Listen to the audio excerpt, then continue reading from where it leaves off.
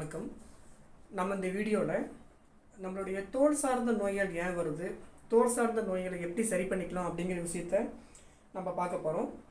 முதல்ல இந்த தோல் சார்ந்த நோய்கள் ஏன் வருது அப்படிங்கிற விஷயத்த புரிஞ்சுக்கிறதுக்கு முன்னாடி, இந்த தோல் பார்த்திங்கன்னா அதிமுக்கியமான வேலைகள் நம்ம உடம்புல செய்யுது. அது குறிப்பாக இந்த தோலினுடைய முக்கியமான பணிகள் பார்த்திங்கன்னா ஒட்டுமொத்த உள்ளுறுப்புகளையும், நம்மளுடைய உடம்புக்கு இருக்கக்கூடிய உள்ளுறுப்புகள் எல்லாத்தையும் பாதுகாக்கக்கூடிய ஒரு காவலனா இந்த தோல் செயல்படுது.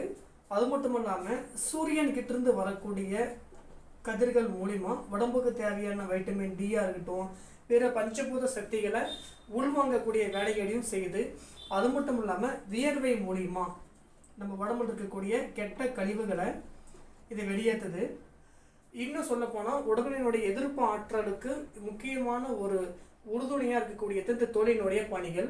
ஆக இந்த முக்கியமான பணிகளையும் தாண்டி இந்த தோல் உடலினுடைய ஒட்டுமொத்த உள்ளுறுப்புகள் நம்ம கற்பனை பண்ணி பாருங்கள். தோல் அப்படின்னு ஒன்று இல்லாமல் இருந்தால் இந்த உடலினுடைய தோற்றம் அப்படிங்கிறது ஆரோக்கியமானதாகவும் இருக்காது, அது ஒரு முழுமையான வடிவமும் இருக்காது. அப்போ தோல் தான் இந்த உடலை ஒரு போர்வை மாதிரி போற்றி பாதுகாக்கக்கூடிய ஒரு அரணா இந்த தோல் செயல்படுது.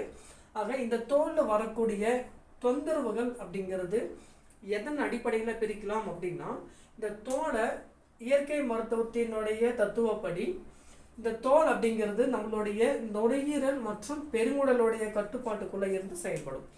இப்போது இந்த நுரையீரல் பெருங்குடல் இந்த ரெண்டு உறுப்பும் இதனுடைய ஆரோக்கியம் எந்த அளவுக்கு இருக்கோ அதை பொறுத்து தான் இந்த நுரையீரல் பெருங்குடலுடைய கட்டுப்பாட்டில் வரக்கூடிய தோலினுடைய ஆரோக்கியம் நிர்ணயிக்கப்படும்.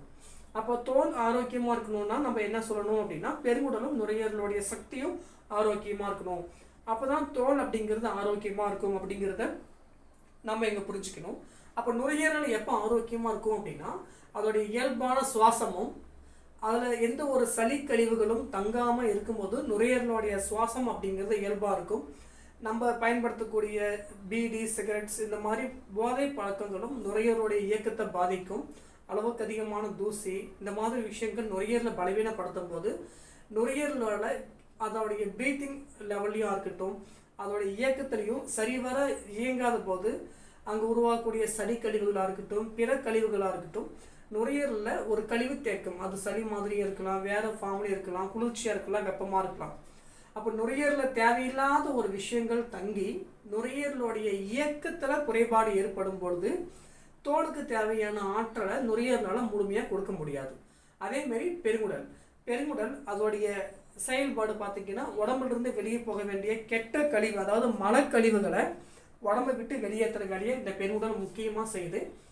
அப்போ பெருங்குடலிருந்து வெளியேற வேண்டிய மலமும் அபான வாயும் சரியான முறையில் வெளியேறலை அப்படின்னா இதனுடைய ஆற்றலும் தோலுக்கு கிடைக்காம போகும். ஆக இந்த நுரையீரல் மற்றும் பெருங்குடல் இந்த ரெண்டு உறுப்புகளுடைய சப்போர்ட்டும் தோலுக்கு 100% முழுமையாக கிடைக்க ஆரம்பிச்சிருச்சு அப்படின்னா தோலினுடைய பணிகளாக இருக்கட்டும், தோல் சார்ந்த நோய்களாக இருக்கட்டும், அது அரிப்பாக இருக்கலாம், தேமலாக இருக்கலாம், இல்லை பார்த்திங்கன்னா எக்ஸிமான்னு சொல்லக்கூடிய அந்த நீர் வடிதல், சொரிஞ்ச நீர் வடியும், தோலில் வெடிப்பாக வருது, தோல் வறண்டு போகிறது, A to Z தோல் சம்பந்தமான அனைத்து நோய்களுக்கும் இந்த தோல் மட்டும் முதன்மையான காரணம் கிடையாது. தோலில் தானாக ஒரு பிரச்சனை வந்துடாது. அப்போ தோலை பராமரிக்கக்கூடிய, தோல் கட்டுப்பாட்டில் வச்சிருக்கக்கூடிய இந்த ரெண்டு உறுப்புகளும் ஆரோக்கியமாக இருந்துச்சுன்னா தோலுடைய ஆரோக்கியம் முழுமையானதாக இருக்கும். அப்போ இந்த ரெண்டு உறுப்பில் நம்மளுடைய கழிவு தேக்கம்னு சொல்லக்கூடிய சளியும் முறையாக வெளியேற்றணும். உடம்புல சளி கழிவுகள் இல்லாத அளவுக்கு நம்மளுடைய வாழ்வியல் முறையை வச்சுக்கணும். மலம் சரியாக வெளியேற்றணும். மலச்சிக்கல் இல்லாத ஒரு வாழ்வியல் முறை, உணவு முறையை நம்ம பராமரிக்கணும். இப்படி அந்த வாழ்வியல் முறை நம்ம சரியாக பராமரிக்கும் போது நுரையீரல் பெருங்குடலுடைய ஆற்றல் முழுமையாக இருக்கும். அதுக்கு தோல் மிக ஆரோக்கியமாகும். தோல் சார்ந்த நோய்கள் முழுமையாக குணமாகும். இங்கே ரெண்டு விஷயத்தை நம்ம புரிஞ்சுக்கணும். இந்த நுரையீரல் பெருங்குடலில் ஒரு பாதிப்பு வந்துச்சுன்னா இது மறைவான காரணங்கள் அப்படின்னு அர்த்தம். இந்த மறைவான காரணங்கள் அப்படிங்கிறது எதை குறிக்கிறதுனா, இந்த நுரையீரல் பெருங்குடலுடைய சக்தியை தான் குறிக்குது. நுரையீரல் பெருங்குடலில் ஒரு பாதிப்பு வந்துச்சு அப்படின்னா அது தோல் சார்ந்த நோயை பிரதிபலிக்கும். நம்மளுடைய பார்வை எப்படி இருக்குன்னா, தோலில் ஒரு நோய் வந்துச்சுன்னா அது தோலில் மட்டும்தான் அந்த பிரச்சனை வந்துருச்சு அப்படின்ட்டு நம்மளுடைய புரிதல் இருக்கும். ஆனால் இயற்கை மருத்துவத்தினுடைய தத்துவத்தின்படி நுரையீரலுக்கும் பெருங்குடலுக்கும் சக்தி குறைஞ்சாலே தோலினுடைய ஆற்றல் ஆட்டோமேட்டிக்காக குறைய ஆரம்பிக்கும். அப்போது இந்த 2 உறுப்பும் சரியாக வச்சுக்கிட்டோம் அப்படின்னா தோல் சார்ந்த நோய்களை முழுமையாக குணப்படுத்த முடியும். அது எந்த தோல் நோயாக இருந்தாலும் சரி. இதுதான் தோல் நோய் ஏற்படுத்தக்கூடிய மறைவான ஒரு காரணம். இது உடலுக்குள்ளே நடக்கக்கூடிய ப்ராசஸ். இது நம்ம கண்ணால் பார்க்க முடியாது. இதில் பலவீனம் ஏற்படும் போது, தோல் பாதிக்கும் போது நம்மளுக்கு தெரியும் இங்கே 2மே குறைபாடு இருக்குது அப்படின்ட்டு நம்மளுக்கு காட்டி கொடுக்கும். அளவுக்கு அதிகமான சளி, நம்ம சரியாக வெளியேற்றுறதில்ல, மனம் சரியாக போகிறதில்ல, மனம் தாமதமாகி போகிறது, மலச்சிக்கல் இருக்கிற மாதிரி நம்மளுடைய உணவு முறையை வச்சுக்கிறது, வாழ்க்கை முறையை வச்சுக்கிறது. அப்போ இந்த தவறு செய்யும்போது இந்த உறுப்புகளுடைய பலவீனம் ஏற்படும் போது கண்டிப்பாக தோல் பாதிக்கும். இதெல்லாம் மறைவான காரணத்துக்குள்ளே வரும்.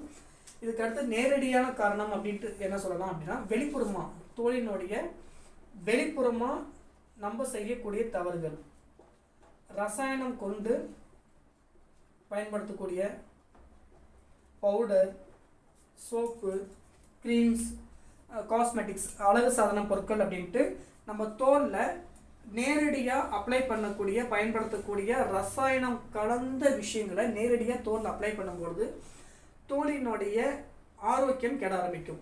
இது மட்டும் இல்லை, நம்ம பயன்படுத்தக்கூடிய நிறைய ரசாயனம் சார்ந்த பொருட்களும் இந்த தோலை பாதிக்கும் பொழுது தோலினுடைய பணிகள் இருக்கு இல்லையா, வியர்வையை சரியாக வெளியேற்ற முடியாமல் போகிறது, உள்ளுறுப்புகளுக்கு முழுமையான ஆரோக்கியத்தை பராமரிக்க முடியாமல் போகிறது, சூரியனுக்கிட்டிருந்து வரக்கூடிய ஆற்றலை வாங்க முடியாமல் போகிறது, தோலினுடைய இயல்பான ஆற்றல் கெட்டு அதோட நிறம் மாறுறது.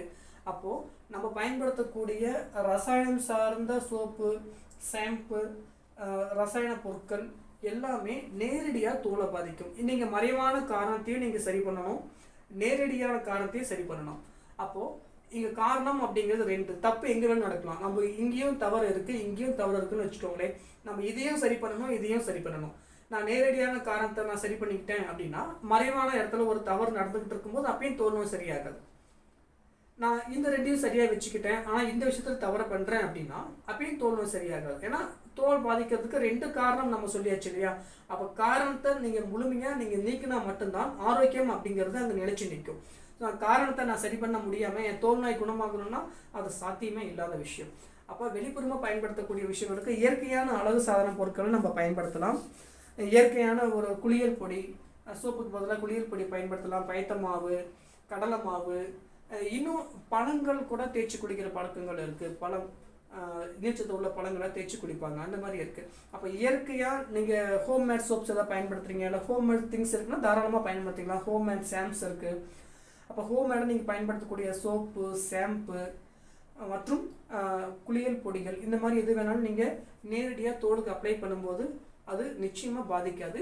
ஒவ்வொருத்தருக்கும் மாறுபடும். சிலருக்கு பயத்த மாவு செட் ஆகாது, சிலருக்கு கடலை மாவு செட் ஆகாது. அப்போது உங்கள் தோலுக்கு எது செட் ஆகுதோ அதுதான் உங்களுக்கானது.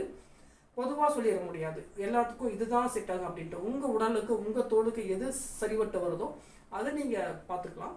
மறைவான காரணங்கள் அப்படிங்கிறது பொதுதான். சளியும் மலமும் இல்லாமல் பார்த்துக்கணும். அப்போது நேரடியான காரணத்தையும் மறைமுகமான காரணத்தையும் நீங்கள் சரியாக வச்சுக்கிட்டீங்க அப்படின்னா தோல் அப்படிங்கிறது நிச்சயமாக ஆரோக்கியமாக இருக்கும். நன்றி.